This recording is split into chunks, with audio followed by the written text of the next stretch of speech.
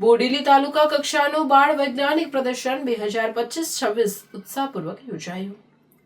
JCERT Gandhinagar અને જિલ્લા શિક્ષણ તથા તાલીમ ભવન છોટાઉદેપુરના માર્ગદર્શન હેઠળ બોડેલી તાલુકા કક્ષાનું બાળ વૈજ્ઞાનિક પ્રદર્શન 2025-26 આજે ઉત્સાહપૂર્વક યોજાયું હતું। વિકસિત અને આત્મનિર્ભર ભારત માટે STEM થીમ પર આધારિત આ પ્રદર્શનનો મુખ્ય હેતુ વિદ્યાર્થીઓમાં વૈજ્ઞાનિક દ્રષ્ટિકોણ વિકસાવવો, સર્જનાત્મકતા વધારવી અને નવા પ્રયોગો દ્વારા જ્ઞાનનું પ્રોત્સાહન આપવાનો હતો। કાર્યક્રમની અધ્યક્ષતા જિલ્લા પંચાયત પ્રમુખ મલકાબેન પટેલ દ્વારા કરવામાં આવી હતી, જ્યારે શિક્ષણ સમિતિ છોટાઉદેપુરના ચેરમેન સંજયભાઈ રાઠવા વિશેષ ઉપસ્થિત રહ્યા હતા।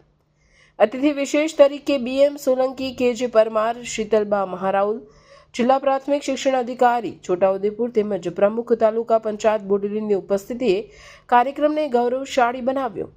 પ્રદર્શનની શરૂઆત દીપ પ્રાગટ્ય અને સરસ્વતી વંદનાથી કરવામાં આવી હતી। બાદમાં સ્વાગત ગીત તથા શાબ્દિક સ્વાગત દ્વારા પ્રદર્શનની રૂપરેખા, હેતુ અને વિવિધ પ્રવૃત્તિઓ અંગે વિસ્તૃત રજૂઆત કરવામાં આવી। મહેમાનોના સંબોધન બાદ પ્રદર્શનનું વિધિવત ઉદ્ઘાટન કરવામાં આવ્યું।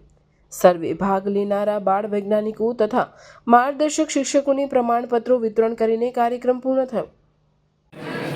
આજરોજ બોડેલી તાલુકાના કુમાર શાળા ખાતે આજરોજ ગણિત, વિજ્ઞાન અને પર્યાવરણ બાળ વૈજ્ઞાનિક તાલુકા કક્ષાનું અહીં રાખવામાં આવ્યું છે। કુમાર શાળાની અંદર આજે ખૂબ મોટી સંખ્યામાં વિવિધ શાળાઓમાંથી શિક્ષકો તથા બાળ વૈજ્ઞાનિકો અહીં ઉપસ્થિત રહ્યા છે। લગભગ 80 જેટલી કૃતિઓનું આજે અહીં પ્રદર્શન કરવામાં આવ્યું છે। તમામ કૃતિઓ ખૂબ જ સરસ બનાવવામાં આવી છે।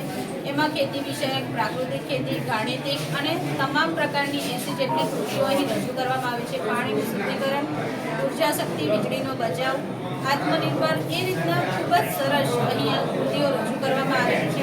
આ તમામ વિદ્યાર્થીઓને ખૂબ ખૂબ શુભેચ્છાઓ પાઠવું છું।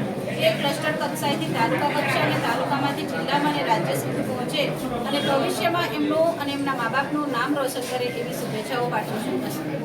રિપોર્ટર વિરેન્દ્રસિંહ દેસાઈ, સિનોર સમાચાર ન્યૂઝ, બોડેલી, છોટાઉદેપુર।